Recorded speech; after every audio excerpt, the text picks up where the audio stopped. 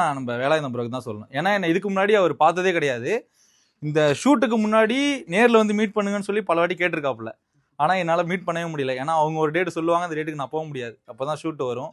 அதனால் போய் என்னை மீட் பண்ண முடியல. அதனால் என்னை பார்க்காமலே இந்த ப்ராஜெக்ட்டுக்கு ஓகே பண்ணதுக்கு ரொம்ப தேங்க்ஸ். அப்புறம் என் டீம் எல்லாருமே ரொம்ப கோஆப்ரேட் பண்ணாங்க. எனக்கு எல்லாருமே புதுசு. யாருமே எனக்கு பிரியா மட்டும் தான் தெரியும், வேறு யாரையுமே தெரியாது. பட் அவரும் ஒரு டேரக்டர் மாதிரியோ இந்த டீம் மாதிரியோ யாருமே அப்படி நடக்கல. ரொம்ப க்ளோஸாக இருந்தாங்க. இன்னும் ரொம்ப நாங்கள் நல்லா பாண்ட் ஆகிட்டோம். ஸோ இதுக்கு அடுத்தடுத்த ப்ராஜெக்ட்ஸ் வந்தாலும் நம்ம எல்லாரும் சேர்ந்து பண்ணலாம். சினி ஃபீல்டில் யாருமே மோஸ்ட்டாக ஃபேமிலிலேருந்து சப்போர்ட் பண்ண மாட்டாங்க. ஏன்னா வீட்டில் வந்திருக்காங்கன்னா அதுவும் மேரேஜ் ஆனதுக்கு அப்புறம் கண்டிப்பாக சப்போர்ட்டே இருக்காது.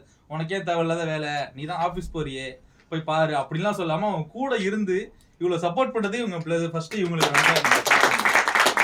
பெரிய விஷயம். ஏன்னா நான் ஃபர்ஸ்ட் டைம் பார்க்கல இவங்க 2 பேரும் மேரேஜ் ஆகி 2 பேரும் கப்புள்ஸ் எல்லாம் எனக்கு தெரியாது. அவங்க எல்லாரும் ஒரு டீம்னு நினைச்சேன்.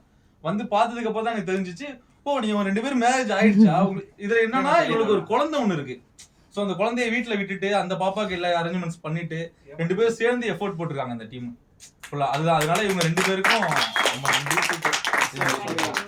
டீம் எல்லாருக்குமே ரொம்ப தேங்க்ஸ். வந்து எல்லாருக்கும் ரொம்ப தேங்க்ஸ். நன்றி.